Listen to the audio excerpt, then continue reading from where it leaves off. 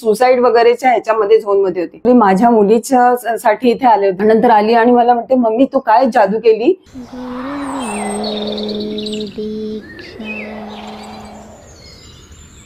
नमस्कार, मी नंदिनी. माझी 3rd degree complete झालेली आहे. माझे गुरु डॉक्टर गुरव यांच्याकडनं मी दीक्षा घेतलेली आहे. मी ऍक्च्युली माझ्या मुलीच्या साठी इथे आले होते. माझ्या मुलीला ना फर्स्ट इयर इंजिनिअरिंग करते, IT इंजिनिअरिंग. तर फर्स्ट इयरला तिला केटी लागली होती मॅथ्स मध्ये. विचित्र डिसिजन घेतला होता की मला काहीच करायचं नाही, आणि ती काहीतरी वेगळ्या ह्याच्यातच होती की म्हणजे सुसाईड वगैरेच्या ह्याच्यामध्ये झोनमध्ये होती. त्याच्यामुळे मला खूपच टेन्शन आलं होतं. आणि ती म्हणते नाही, त्याच्यानंतर तिने 2nd इयर कम्प्लीट केलं, पण तिची फर्स्ट इयरची केटी काही कम्प्लीट होत नव्हती, क्लिअर होत नव्हती. आणि मग त्यामुळे मी सरांकडे आली होती. इकडनं जेव्हा माझ्या मुलीचे कन्सल्टिंग करून गेली ना, नंतर मी म्हटलं हे काहीतरी आहे, म्हणून मी व्हिडिओ चेक केले. तर मी हे दुसरे जे ऑनलाईन वगैरे करतात ना ते बघितले. तर मी ते व्हिडिओ बघत होती. नंतर मी ते लिहून वगैरे काढलं. मी बघत होती, पण काय म्हटलं ह्याच्यासाठी गुरुच पाहिजे. आपला हाच गुरु आहे, बस, बाकी काय नाही.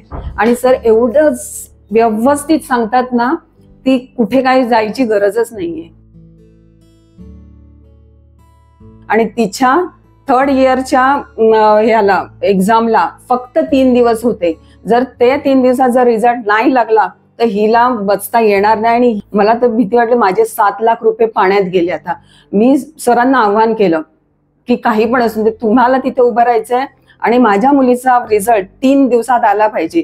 आणि रात्री मी रेकी केली आणि मग मी ऑफिसमध्ये गेली आणि मी गुगलवर चेक करायची तिचा रिझल्ट. आणि रिझल्ट बघितला तर रिझल्ट लागलेला होता.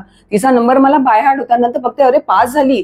मी लगेच तिला फोन करून सांगितलं, सिद्धी तू पास झालीयस. ती म्हणते काय, पण तरी मी कम्प्लीट करणार नाही. विचित्र डिसिजन घेतला होता. आय विल नॉट कंटिन्यू असा तिने मला मेसेज टाकला की मला काहीच करायचं नाही.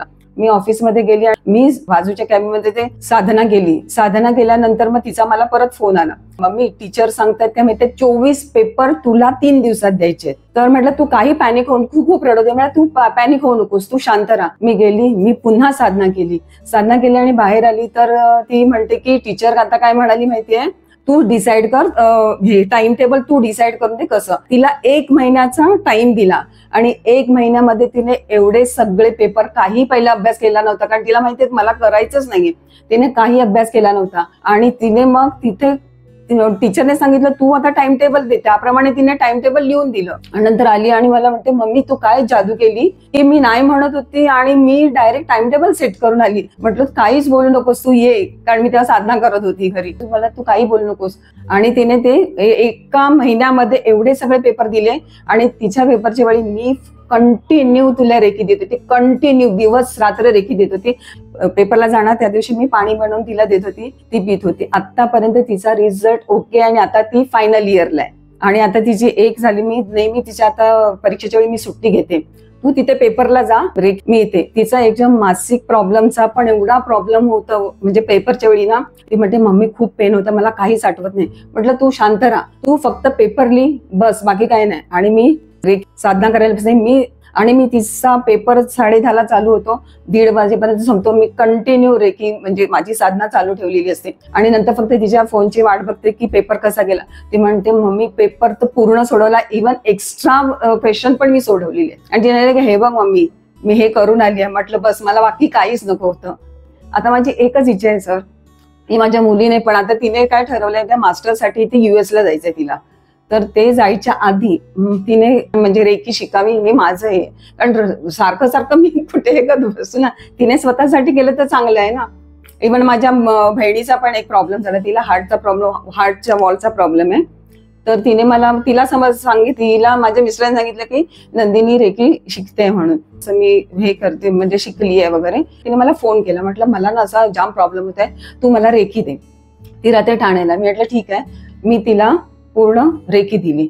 मी तिला 21 दिवस बरोबर रेकी दिली आणि तिला बरं वाटलं.